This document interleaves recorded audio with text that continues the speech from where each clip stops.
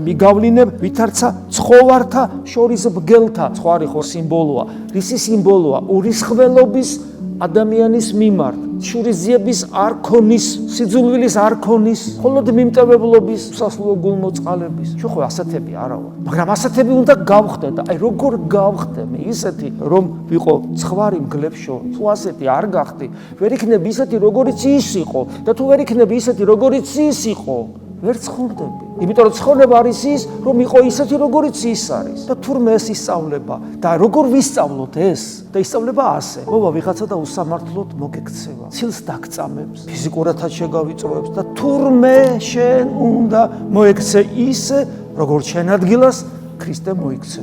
ეს სკოლა, როცა ჩვენ გვტკენენ, თურმე უნდა გვიხაროდეს. რატომ? იმიტომ რომ ეძლევა შესაძლებლობა ერთი გაკვეთილი კიდე ჩამიტაროს ღმერთმა, რომ ნაბიჯი გადავდგა მისი მსგავსებისკენ.